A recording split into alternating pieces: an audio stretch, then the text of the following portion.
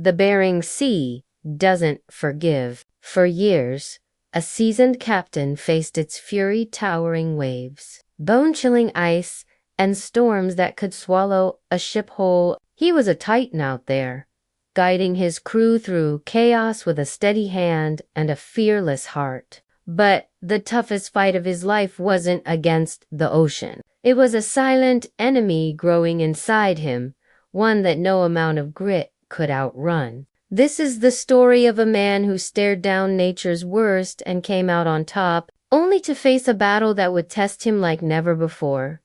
It started far from the sea, in a place that felt alien to a man used to the roar of waves. A hospital room, sterile and quiet, replaced the salty spray and creaking decks of his boat. The captain, known for his larger-than-life presence, sat waiting. The air was heavy, thicker than any storm cloud. Test results were coming, and they could change everything. When the doctor walked in, the words hit like a rogue wave.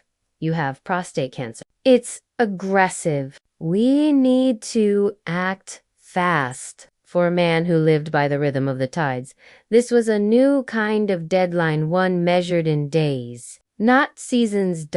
The diagnosis wasn't just a medical report. It was a direct challenge to who he was. This wasn't a storm he could outmaneuver or a quota he could outwork. The cancer was relentless, and the treatment would be brutal. Radioactive seeds would be planted inside him, targeting the disease. Hormone therapy would sap his strength, dropping his testosterone to near nothing. For a man whose life was built on physical power and mental toughness, this felt like a betrayal of his own body. Yet, his first thought wasn't surrender, it was defiance. I'm not done, he told himself. I'm going back to the sea. Returning to the ocean while starting treatment was a choice most would call reckless.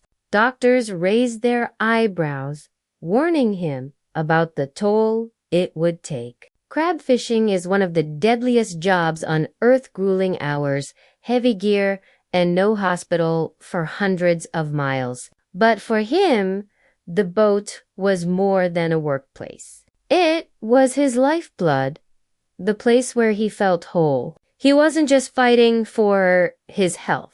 He was fighting to hold on to the identity he'd carved out over decades. The sea had shaped him, and he wasn't ready to let it go.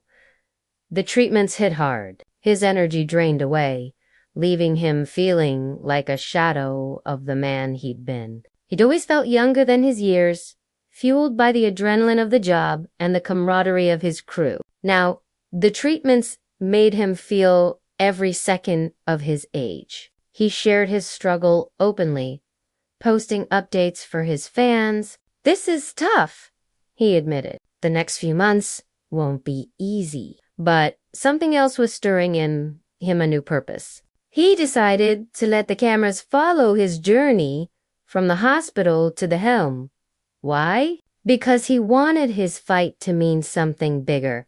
If this story touches your heart, please share it with someone who needs to hear it. One conversation, one checkup could save a life. By letting the world see his battle. He turned a private struggle into a public mission. If I can convince just one person to get tested, it's worth it, he said. The captain, once known for taming wild seas, was now urging others to face their own unseen dangers. His vulnerability was a new kind of strength, one that reached beyond the deck of his boat. He wasn't just fighting for himself anymore. He was fighting for strangers who might never know his name. To understand his resolve, you have to know where he came from. He grew up far from the coast, in a small town where the sea was just a story. After high school,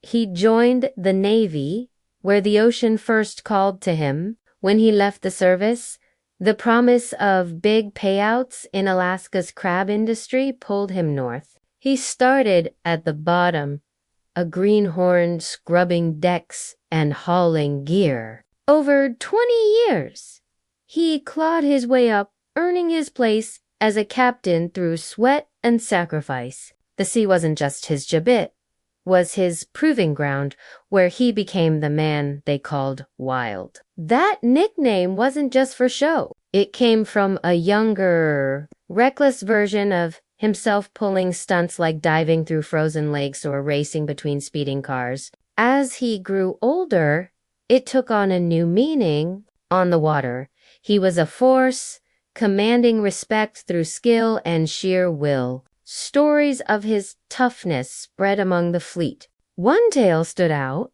When a brawl involving his crew threatened to sink his boat's reputation, he stepped in with fierce authority, restoring order in a way that left no doubt who was in charge. That was the man he'd become, unyielding, unbreakable.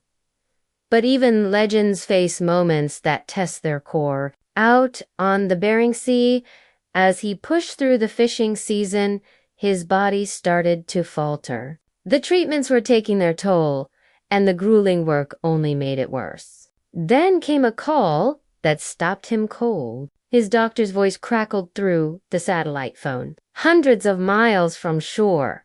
You need surgery. Soon.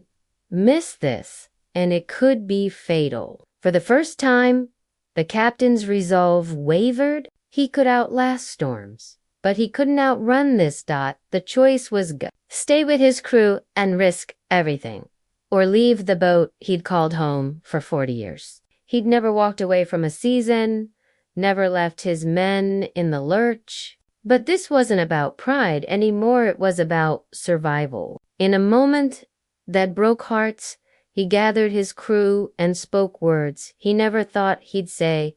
I have to go. Handing the helm to his trusted deck boss, he passed the torch with a heavy heart. You've got this, he told him, his voice steady but thick with emotion. He wasn't just leaving a boat, he was stepping away from the life that defined him.